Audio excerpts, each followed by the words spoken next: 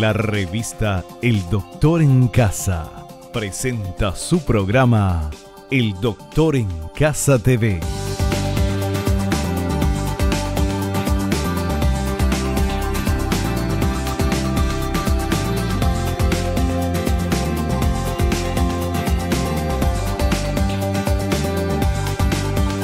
Con la conducción de Vivi Landó.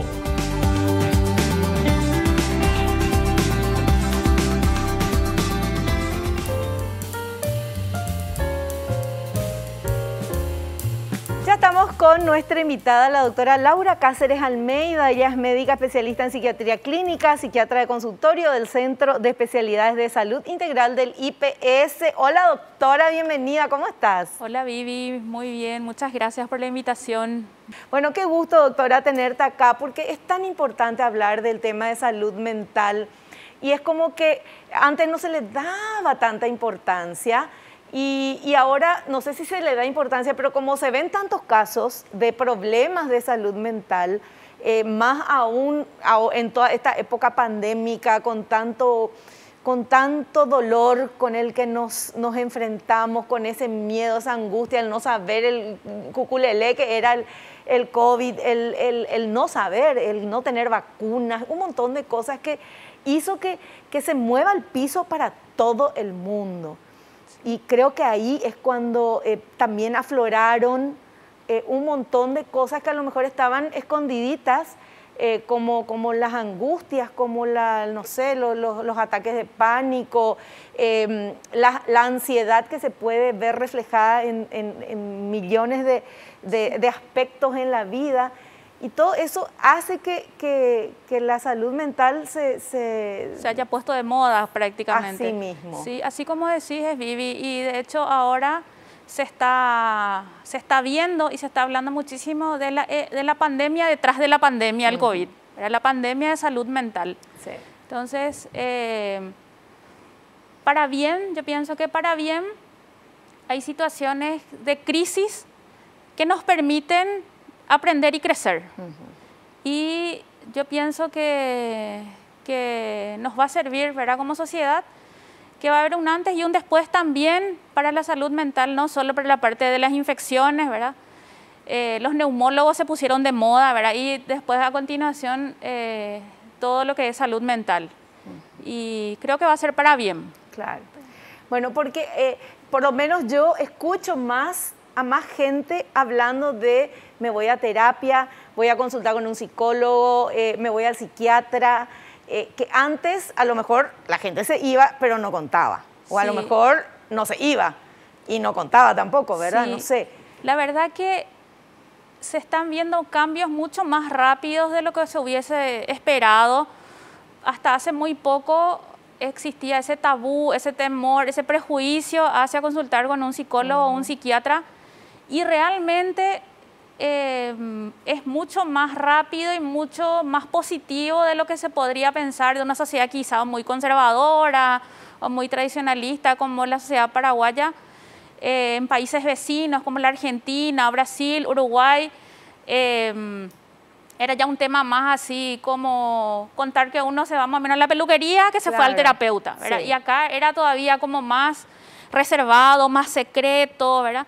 Y ahora, afortunadamente, como te digo, una de las cosas positivas que yo veo es que la gente ve los resultados, ve que la gente está mejor, que tiene mejor calidad de vida y le recomienda, ¿verdad?, a quien conoce, a quien le importa, ¿verdad?, a quien le ve que está diferente o que está sufriendo, que busque ayuda, ¿verdad? Y una de las alternativas es la ayuda profesional, ya sea psicología, psiquiatría. También uno puede acudir, ¿verdad?, a la ayuda espiritual, por supuesto, a sus amistades, todo eso es válido, a la familia, pero cuando estamos ante un trastorno hay que acudir a un profesional. Bueno, y yendo al tema que queremos hablar hoy, la bulimia nerviosa o la bulimia, como se la conoce, es un trastorno, es una enfermedad, es algo que tiene que ser tratado con una nutricionista, con una psicóloga, con un psiquiatra. ¿Cómo es la cosa, doctora? Sí, hay un conjunto de trastornos que reciben el nombre de trastornos de la conducta alimentaria. En inglés se dice disorder, o sea, es desorden ¿Es una enfermedad? Sí, es una entidad clínica, ¿verdad?, de este conjunto de trastornos de la conducta alimentaria, donde los más conocidos son la anorexia nerviosa, la bulimia nerviosa, y hay otros menos conocidos, pero que también existen, como el trastorno por atracón, la vigorexia, son los más conocidos. ¿Y por qué el apellido nerviosa, verdad? Sí. ¿Por qué la anorexia nerviosa o la bulimia nerviosa? Porque pueden haber otras causas de anorexia, por ejemplo. Hay enfermedades neurológicas donde se ve afectado un sector del cerebro, que es el que nos avisa cuando hay que comer. Sí. Entonces, esos son anorexias secundarias a otra enfermedad médica. Claro. Pero cuando le ponemos el apellido nerviosa, anorexia o bulimia nerviosa, nos estamos refiriendo a trastornos que tienen que ver con el pensamiento, con la percepción que tiene la persona con respecto a su cuerpo, con la insatisfacción hacia la imagen corporal. Entonces, es un componente nerviosa, ¿verdad? No solamente del sistema nervioso propiamente, sino también del pensamiento, ¿verdad? Perfecto. Bueno, y la bulimia al final, ¿qué es? ¿Es comer, comer, comer, comer y después ir y devolver, vomitar? ¿O qué es la bulimia? Sí. La bulimia nerviosa es un trastorno que se caracteriza por, empezando lo que te decía, a nivel del pensamiento, de las ideas, ¿verdad? Hay una excesiva, se le da una excesiva importancia a la imagen corporal, que lleva, por supuesto, muy pocas personas son las que pueden decir que están 100% satisfechas con su peso, con su talla o con la forma de su cuerpo, ¿verdad? Entonces, eso pasa a ocupar un lugar desproporcionadamente importante, pasa a ser como un patrón de conducta, de pensar, de comer. Entonces, ¿qué es lo que le caracteriza a las personas con este trastorno? Que tienen periodos de gran ingesta, porque hay como una sensación de pérdida de control, que son los atracones, sí. ¿verdad? Son los episodios de ingesta en un periodo de tiempo breve de una gran cantidad de alimentos que en un tiempo similar cualquier persona no consume, ¿verdad? Y además el tipo de alimento por el que hay avidez en los atracones son alimentos de alto valor calórico. Claro, nunca una lechuga, un tomate. Claro, no hay atracones, ¿verdad?, con lechuga, tomate, manzana, ¿verdad? Sí. Generalmente son dulces, postres, masas, comida chatarra, ¿verdad? Entonces, hay una pérdida del control, ¿verdad? La persona incluso ya no tiene hambre, pero no puede parar de comer, ¿verdad? Y la contracara, ¿verdad?, la otra cara de esta moneda son las conductas compensatorias. Sí. La persona, como se da cuenta, ¿verdad?, cuando comí toda la heladera, cuando se comió todo lo que había, se da cuenta, siente culpa y trata de compensar. Hay dos formas de compensar: la forma purgativa y no purgativa. La purgativa es tratar de eliminar lo que se consumió, sí, ya sea provocándose el vómito o utilizando laxantes o diuréticos. Y la forma no purgativa es tratando de gastar haciendo ejercicio o ayunos prolongados después de esos atracones. Entonces, o sea, pero eso es un desequilibrio. Es un desequilibrio porque se sabe, ¿verdad? Hay estudios, hay un desorden a nivel sobre todo de algunos neurotransmisores como la serotonina, la dopamina, sí, que tienen que ver con el placer, que tienen que ver con la impulsividad. Hay un desequilibrio, por eso hay un componente biológico y también hay un componente psicológico, ¿verdad? Doctora, ¿en qué momento qué tiene la persona para que le pase eso? Porque de repente hay gente que normalmente es así. Y hay otras personas que, por ejemplo, los domingos están en su casa así y mira la heladera, come cualquier cosa, come, pero no es así una desesperación, pero come de más. Sí. Pero no se va después a hacer ni ejercicio, se duerme la siesta y engorda. Sí. Por eso tienen que estar varios componentes para poder hacer el diagnóstico de un trastorno de la conducta alimentaria, como la bulimia nerviosa. Tiene que estar ese componente, ¿verdad? O sea, la persona hace comentarios, ¿verdad? ¿Cómo nos podemos dar cuenta? La persona hace comentarios de que se ve fea, de que se ve gorda, de que no quiere salir, de que nada le queda bien, ¿verdad? Puede notarse, ¿verdad? Conductas un poco llamativas, ¿verdad? Que los demás se pueden dar cuenta, ¿verdad? Como esa compulsión de comer tan rápido, como que no disfruta, ¿verdad? Y después de un ratito desaparece, ¿verdad? Y a lo mejor se fue al baño, ¿verdad? También tener en cuenta que esto no es que sucede una vez y ya se hace el diagnóstico. Esto por lo menos tiene que estar presente durante 3 meses con 1 o 2 episodios por lo menos por semana y que trae, ¿verdad? Problemas, una gran culpa, ¿verdad? Porque la persona sabe que no está bien lo que está haciendo, hace escondidas y le empieza a afectar en sus relaciones con los demás, ¿verdad? Porque esto, como decís, ¿verdad? Un domingo en la casa es para disfrutar, pero esta persona está pendiente, ¿verdad? De que no quiere engordar, pero no puede controlar la compulsión por comer, entonces come y después lo primero que quiere hacer es de alguna manera eliminar lo que consumió. O sea, produce mucha ansiedad, mucha intranquilidad.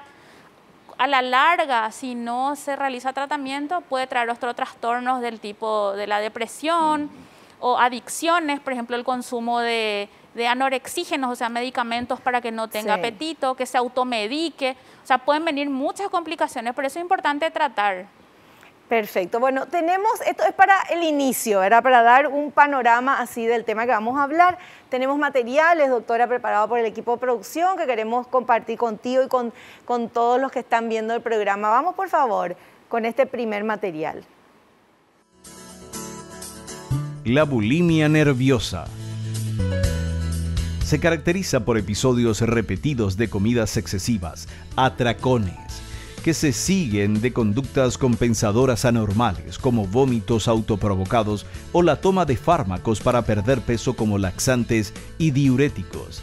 El peso de los pacientes con bulimia nerviosa como consecuencia de este comportamiento suele estar dentro de los límites normales o los supera solo ligeramente.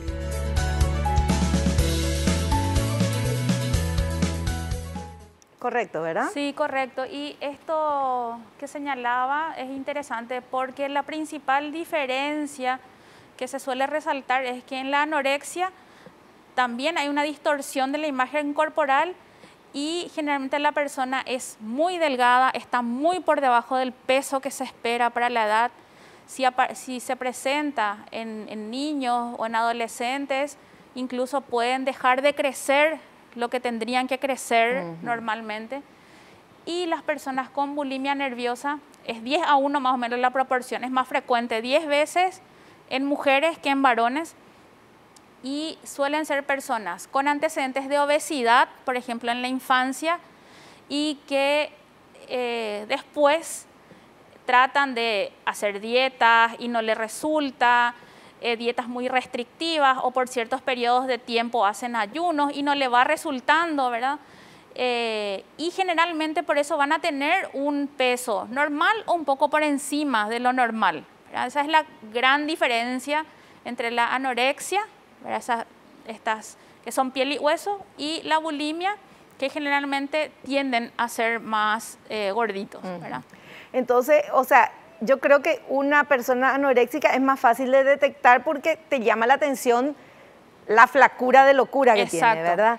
Pero una persona con bulimia a lo mejor te pasa más desapercibido porque está en su peso normal o está un poquito más gordito, qué sé yo, más sólido y es puede, cierto. Es como que no te llama la atención de la salud, a nivel salud, ¿verdad? Sí, así mismo. Al comienzo, a corto plazo, puede que no se note demasiado, pero hay algunas pistas que nos pueden hacer sospechar. Una persona que se provoca el vómito repetidamente se va a producir una hipertrofia, va a tener unas glándulas salivales agrandadas, entonces va a tener algunos bultos, puede llegar a tener algunos bultos, ¿sí? Por la ¿Que cerca de la oreja, por ahí o dónde? Sí, acá tenemos las glándulas parótidas que están delante de la oreja y hay otras glándulas salivales más pequeñas que están en el piso de la boca. Pueden llamar la atención eso, también puede llamar la atención algunas marcas en las manos porque van quedando, por el ácido del estómago van quedando marcas del vómito que se produce en la persona en los nudillos. Y también se puede producir daño de la dentadura y de las encías. Entonces, una persona que empieza a tener estos cambios junto con mucha ansiedad con respecto a la comida, comentarios, a corto plazo y a mediano plazo podemos ver esto. Y un poco más a largo plazo pueden haber efectos más graves para la salud. Por ejemplo, en una mujer en edad fértil puede producir problemas de fertilidad. Puede producir que la mujer no menstrue o que no ovule y que pueda tener problemas para quedar embarazada si está buscando, ¿verdad? O estando embarazada puede tener problemas de que el feto no se desarrolle correctamente o tener partos prematuros o un niño con bajo peso al nacer. También a la larga pueden presentar problemas estomacales en el esófago, ¿verdad? Porque sabemos que el estómago produce un ácido para la digestión de los alimentos y lo normal es que se quede en el estómago. Pero estas personas, al provocarse el vómito, el ácido del estómago viene al esófago, el esófago no está preparado para ese ácido y empieza a tener problemas de irritación y de inflamaciones del esófago, que en casos graves pueden producirse úlceras o pueden producirse complicaciones más severas. También se pueden ver, porque el vómito, ¿verdad? Al expulsar la comida con el ácido del estómago se expulsa mucho ácido propiamente que hace un desequilibrio, porque en nuestro organismo hay un equilibrio ácido-base, ¿verdad? Un pH normal de nuestro organismo. Si nosotros expulsamos ácido, queda con déficit de ácido en nuestro organismo y eso tiene su repercusión a nivel general. Claro. Entonces puede haber complicaciones leves, que son más estéticas, digamos, o también complicaciones más severas a nivel renal, cardiológico, digestivo, sí. Entonces, en todo el organismo. Sí. Imagínate que alguien que abusa de diuréticos, ¿verdad? Cuando uno usa diuréticos, sabe la gente que tiene hipertensión arterial o insuficiencia cardíaca, no solamente uno elimina agua, también elimina sodio, potasio, cloro, electrolitos, que son sustancias que hacen que funcione bien todo el organismo, el aparato cardiovascular, ¿verdad? Por eso es tan delicado automedicarse, ¿verdad? Claro. Nosotros pensamos 1000 veces qué fármaco poner. Imagínate que uno empiece a tomar y dice, no quiero perder peso, entonces me automedico, ¿verdad? Es grave. Es grave. Doctora, hacemos un pequeño corte. A la vuelta continuamos hablando con la doctora Laura Cáceres Almeida el tema bulimia nerviosa. Volvemos ya.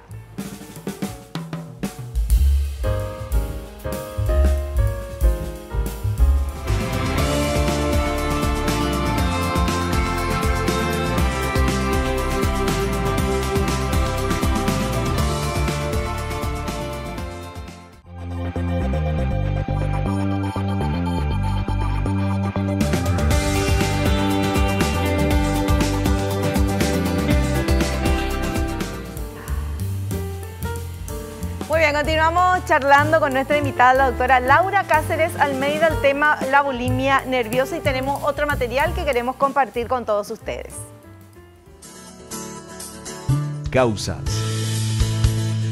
No existe una causa única que produzca la enfermedad y podemos encontrar factores de personalidad que predisponen a su aparición, factores sociales o culturales e incluso factores genéticos no bien conocidos. Así, en los individuos que presentan bulimia nerviosa suele haber una prevalencia de obesidad en la niñez y de obesidad en sus padres, mayor de la esperada.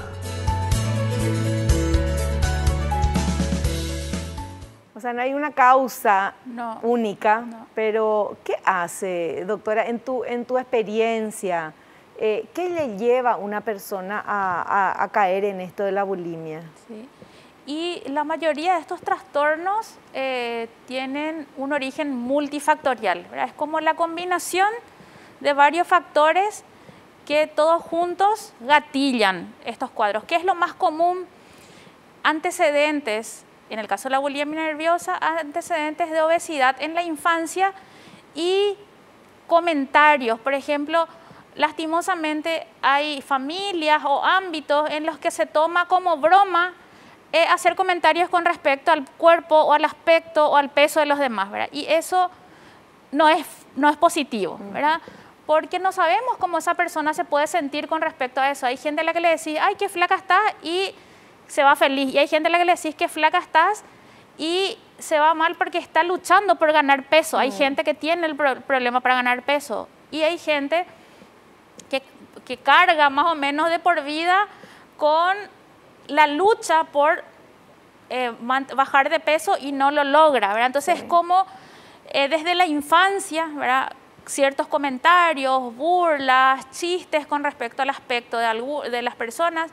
Hay ámbitos, ¿verdad? Se describía, ahora es como que un poco más fluido, ¿verdad? Pero había una tendencia marcada en ciertos ámbitos, por ejemplo, deportistas, bailarines, actrices, actores, o sea, como profesiones u oficios muy relacionados a tener que lucir bien siempre, al físico, ¿verdad? Sí.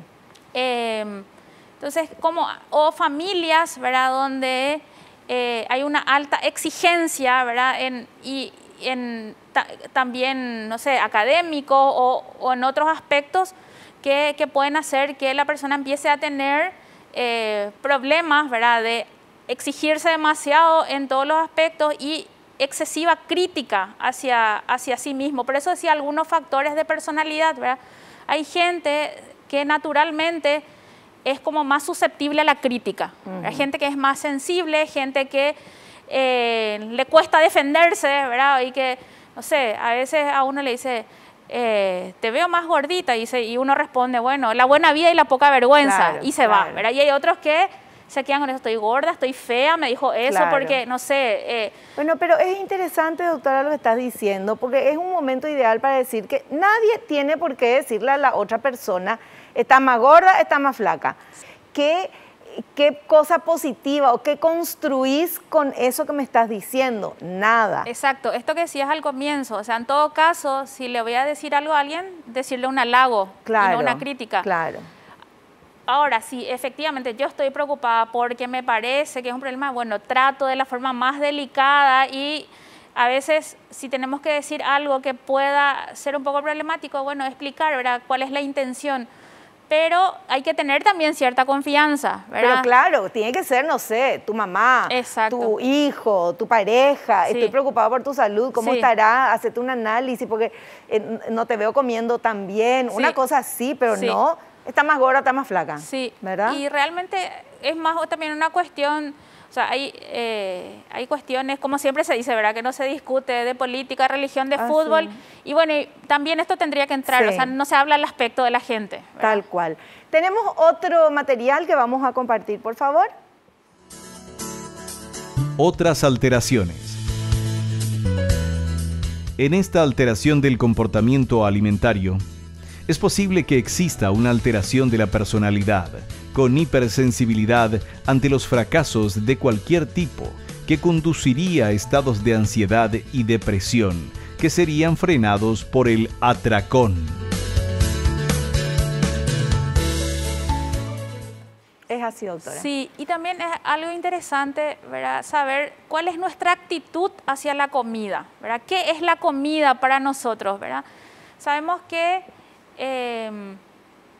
comer es una necesidad vital, ¿verdad? Como beber agua, como dormir, son necesidades vitales, ¿verdad?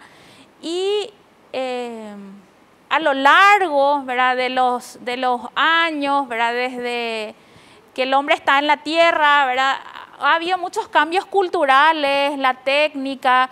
O sea, antes nuestros ancestros tenían que cazar para comer, o sea, no es que comían cada 6 horas o cada 4 horas, comían cuando cazaban algo, lo mataban y podían comer. Entonces, nuestro intestino, de hecho, está preparado para otro tipo de alimentación con respecto a lo que tenemos hoy, ¿verdad? Hoy podemos abrir la heladera y comer a la hora que queremos, comer lo que queremos. Entonces, me parece que va también por ahí de reconfigurar el lugar que tiene la comida en nuestra vida, ¿verdad? La comida tiene que ser importantísimo, ¿verdad? Como parte de nuestro estilo de vida, ¿verdad? Y ver que muchas veces vamos a comer no lo que nos gusta, sino lo que nos conviene, ¿verdad? Entonces, por eso esta pregunta que hacías, ¿quién tiene que tratar? Y trata un equipo multidisciplinario, un equipo médico, nutricionista, entrenadores físicos, o sea, la familia, ¿verdad? Porque va mucho más allá de simplemente el peso o las medidas o lo que como o lo que puedo o no puedo comer, sino es mi actitud hacia la comida, ¿verdad? Que lo que comemos va a influir después en nuestra salud, ¿verdad? A largo plazo y en nuestras relaciones, ¿verdad? Porque una persona que come y siente culpa no disfruta, o sea, no disfruta, se aísla, ¿verdad? O ante la frustración encuentra como un refugio en la comida, entonces empieza a tener problemas y puede complicarse con otros cuadros de ansiedad o depresión más graves. Perfecto. Bueno, seguimos hablando de esto en el próximo corte, doctora. Hacemos un cortecito y volvemos ya.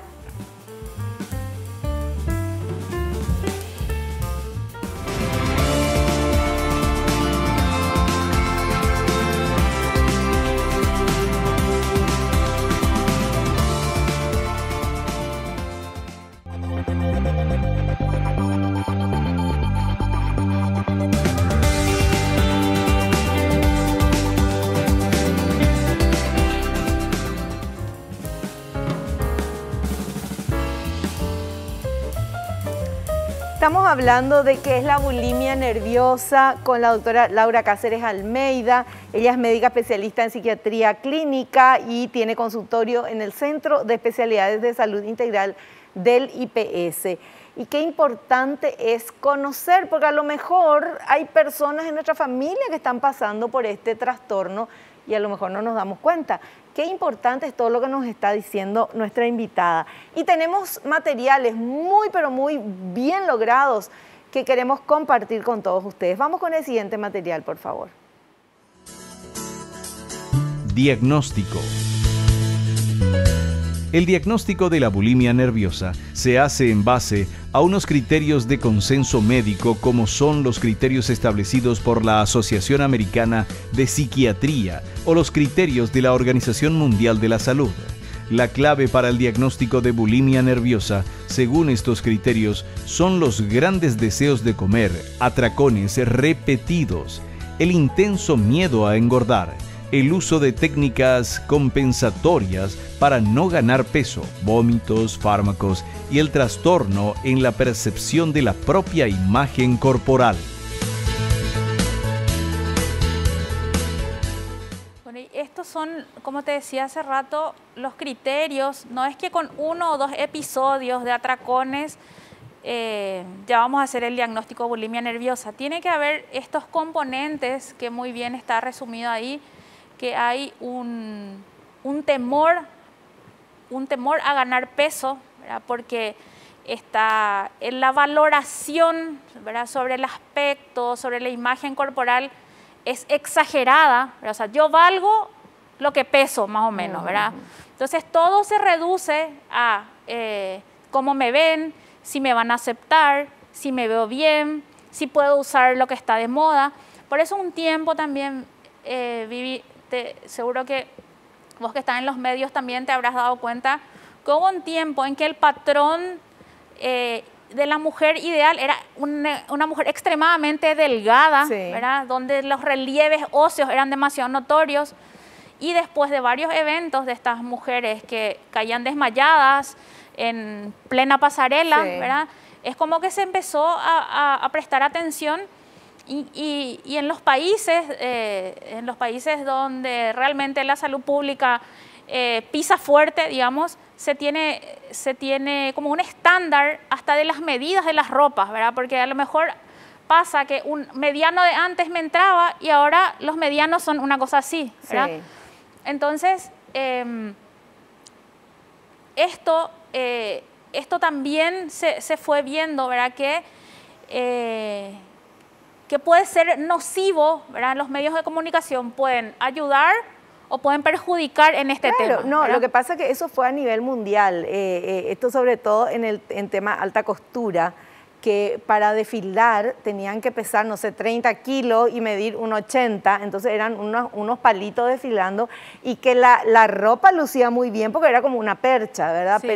Pero eso pasó, Sí. se desmayaban, hay gente que murió, se hicieron investigaciones y ahí se daban Sí. cuenta de que realmente era ficticia esa figura. Sí. Porque esas mujeres no comían Sí. o tenían así bulimia, porque atracones, y después no comían para bajar de peso. Sí. Y era la industria de la moda Sí. la que exigía eso, Sí. ¿verdad? Y esto se multiplicaba eso estaba de moda, entonces en los medios de comunicación, en todo, y eso permeó Sí. a toda la sociedad. Sí. Y Por eso. realmente es bueno ver, siguen estando las flacas desfilando, ¿verdad? Pero es bueno ver que eso cambió un poco. Sí, y es un poco más variado. ¿verdad? Exactamente. Es un poco más variado. Y también, ¿por qué es importante resaltar esto? Porque suele empezar a edades, alrededor de los 15 a 18 años, más frecuente en mujeres, en ese momento en que el adolescente está estructurando su personalidad y donde es muy susceptible a las críticas, a los comentarios, a la aprobación o desaprobación de los demás. Por eso empieza a esta edad. Puede empezar más tarde, pero es más raro. Sí. ¿verdad?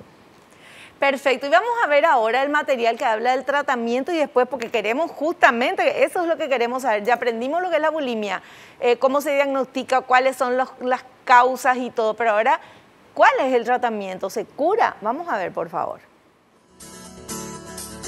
Tratamiento. El tratamiento de estos trastornos de la alimentación debe ser multidisciplinar y adaptarse a cada paciente de forma individual.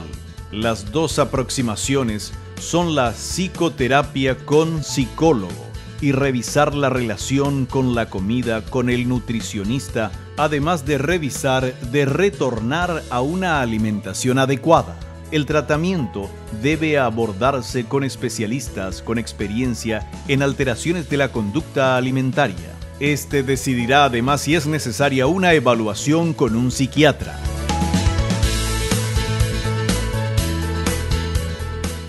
De entrada, la evaluación tiene que ser por un clínico, ¿verdad? Por un clínico que pida, que hay que buscar si no hay otras causas, ¿verdad? Hay algunas enfermedades que pueden producir alteración del apetito, tanto por aumento o por disminución. Generalmente en el corto plazo, ¿verdad? Cuando está empezando el problema, los análisis van a ser todos normales, ¿verdad? Y cuando se detecta, ya sea que detecte un familiar o un profesional, ya sea los nutricionistas, ¿verdad? Están en primera línea porque muchas de estas personas, después de sus intentos fallidos, van a recurrir. También los odontólogos, Vivi, pueden detectar porque va una persona para un control y resulta que el esmalte del diente está totalmente erosionado por el ácido del estómago, ¿verdad? También pueden detectar los ginecólogos, ¿verdad? Una mujer, como te decía, que a lo mejor quiere quedar embarazada y no lo logra, ¿verdad? Y al hacerle sus exámenes, investigando eso, puede saltar que está teniendo problemas con la comida. Y la psicoterapia, ¿verdad? La terapia psicológica con un psicólogo o psicóloga es como el pilar, ¿verdad? ¿Por qué? Porque hay un problema en el pensamiento o la idea o la valoración que tiene la persona sobre su imagen corporal. En segundo lugar, un nutricionista, sí o sí, porque muchas veces también es desconocimiento, ¿verdad? A veces uno piensa, bueno, todo lo rico es malo y todo lo que es bueno no tiene sabor a nada. Y eso se puede aprender, ¿verdad? Se puede aprender a variar y a comer algo rico y saludable también. Y cuando estos trastornos producen mucho malestar, mucha ansiedad, pueden producir insomnio, pueden producir trastorno del control de los impulsos, puede producir mucha irritabilidad, puede producir problemas de concentración en el trabajo. Hay que recurrir a un psiquiatra porque probablemente haya que ajustar, como te decía al comienzo, hay neurotransmisores que están alterados, principalmente la serotonina, que se puede tratar con medicamentos. Claro. Pero es multidisciplinario, no existe una pastillita mágica ni no existe una terapia única mágica. Y el apoyo familiar es fundamental. Perfecto. Bueno, la musiquita nos indica que tenemos que hacer un pequeño corte. A la vuelta vamos a estar con las consultas que ustedes quieren hacerle a nuestra invitada. Volvemos ya.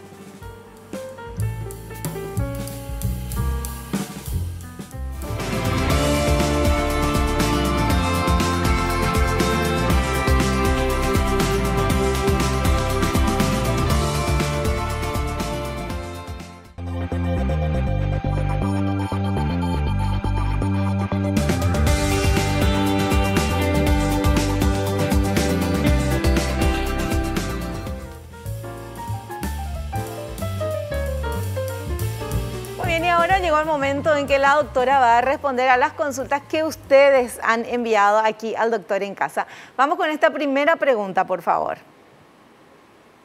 ¿Cómo se puede identificar si una persona cercana tiene un trastorno de alimentación? Sí. Generalmente estas personas van a hacer comentarios, ¿verdad? Va a ser un tema recurrente el de cómo se siente o comentarios sobre que estoy gorda, bueno, yo luego que soy la fea o a mí que no me queda nada bien, o va a evitar salir, o como te decía al comienzo, a lo mejor va a comer y va a llamar la atención, verá como esa ansiedad al comer y después inmediatamente a lo mejor irse al baño, percibir que después de comer se siente mal, se siente culpable o que se automedica y otra que es un poquitito más, ya cuando es un poco más prolongado, estos bultos o tumoraciones o el cambio de coloración de los dientes o estas marcas como cicatrices en las manos, en los nudillos de los dedos por inducirse al vómito. También que hagan ayunos. Estas personas también suelen ser las expertas en todas las dietas, prueban todas las dietas que hay. Claro. Y generalmente son dietas como muy restrictivas, muy exageradas, ¿verdad? Sí.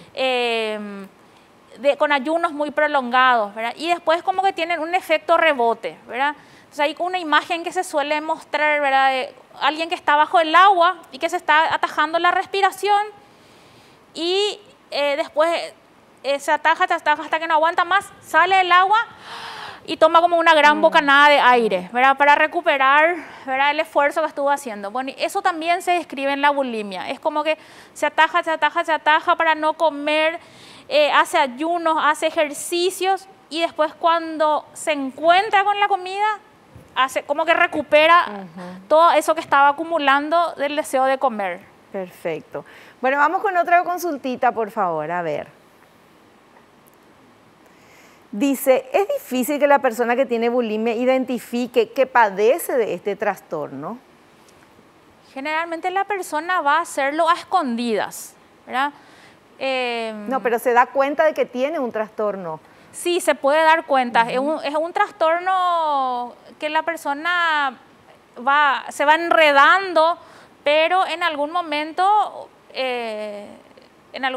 sea, la persona se da cuenta, o sea, no pierde el contacto con la realidad, pero lo que suele pasar con la mayoría de los trastornos es que la persona piensa que puede controlar, ¿verdad? Yo voy a controlar, esto es por un tiempo nomás, claro. Después cuando llegue al peso que quiero, yo voy a comer normalmente.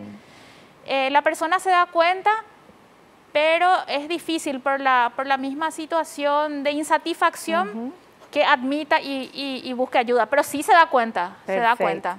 Vamos con la siguiente consulta. ¿Qué consecuencia puede tener no recibir tratamiento si se tiene un trastorno de la alimentación? Sí. y puede tener consecuencias leves, ¿verdad? Leves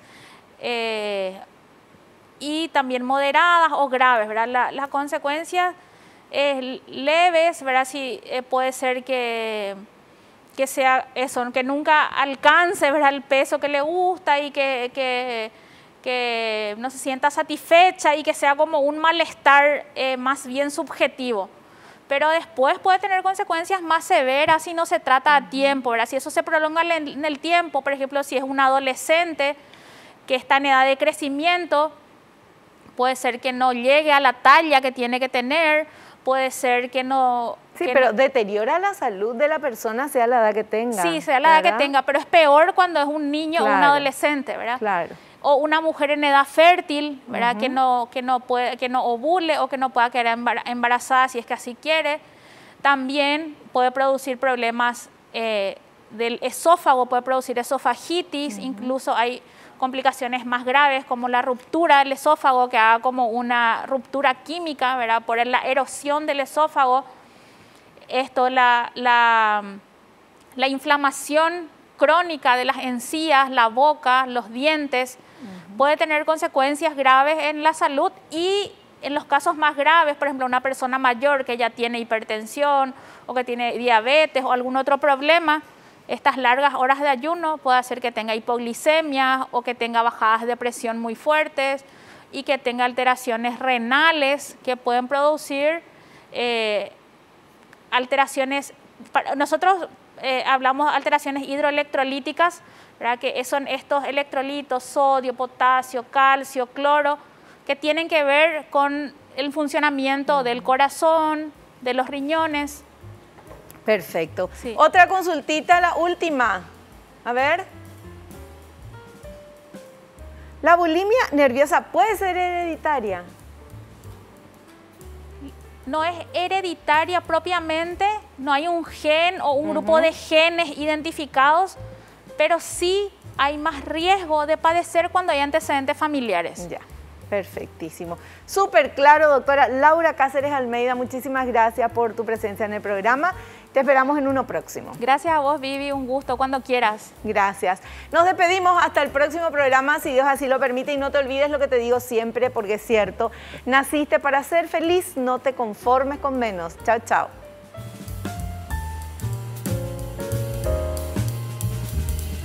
La revista El Doctor en Casa presentó a Vivi Landó en el programa El Doctor en Casa TV.